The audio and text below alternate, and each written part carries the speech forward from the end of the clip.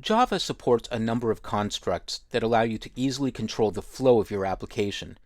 Conditional blocks, switch statements, loops, and so on. I'm going to start in this chapter by showing you how to build a basic conditional statement using the keyword if.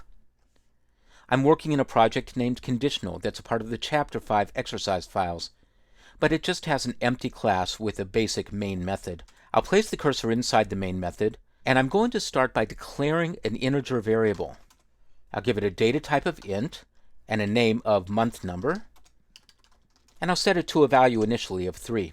Now I'm going to evaluate that numeric value and ask the question, does this month number fall in the range of 1 to 3? In Java, the conditional block starts with the keyword if. You then place a Boolean condition, that is a condition that evaluates to true or false, inside a set of parentheses. And then within the pair of braces, you put in the code you want to execute if the condition is true. Now rather than hand coding all of that, Eclipse will model the code for you. After typing the word if, without any spaces after it, press Ctrl and the spacebar, and you'll get a list of available code templates. Choose the first item in the list, if statement, and Eclipse fills out the rest of the conditional block. The required parentheses around the Boolean condition, and the braces in which you'll place the executable code. Now the question I want to ask is, does the month number fall between 1 and 3? So I'm going to put in a complex condition here. I'll start off with a Boolean expression of month number greater than or equal to 1, and then I'll use the double ampersand, which is the conditional and I'll complete the expression with month number less than or equal to 3. Notice that as I type, there's a little rectangle that's wrapping the condition.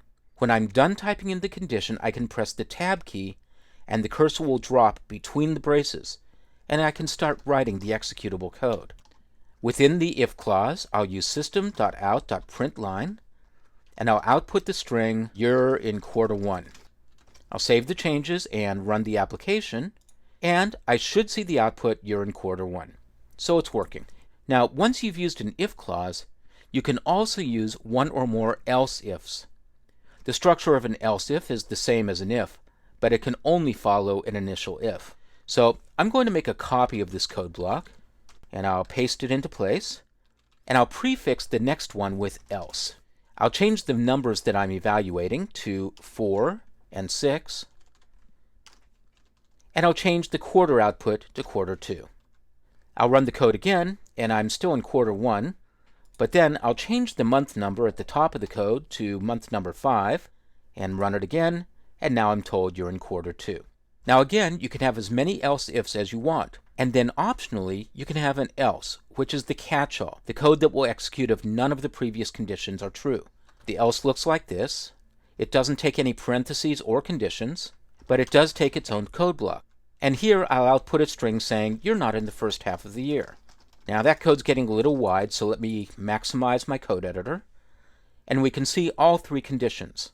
One for quarter 1, one for quarter 2, and finally one for all the other possible numeric values. I'll save and run the application, and I'm still in quarter 2, but now I'll change the month number variable to say number 8 for August, and run again, and I get the output, you're not in the first half of the year. So that's basically the structure of an if statement. Now when you're comparing values and you're working with primitive data types, you can use these mathematical equality operators, greater than or equal to, less than or equal to, and so on. But as I've previously described, if you're working with strings, you have to use methods of the string class to do comparisons. Let's create another class. I'll go to my Package Explorer to the default package. I'll right-click and create a new class, and I'll name this Compare Strings. It's going to be its own little application, so I'll check the main method and click Finish. I'm going to get rid of all these extra comments that Eclipse puts in. And now within the main method, I'll declare a string variable named month, and I'll give it an initial value of February. Now I'm going to compare that string value to another string. So once again, I'll put in an if clause, typing the word if and pressing Control space, and pressing Enter or Return, and then I'll look for the string February, like this. If month.equals February, then I say system.out.println, it's the second month. I'll save and run this application, and I get the output. The mechanism of comparing values will shift from one data type to another.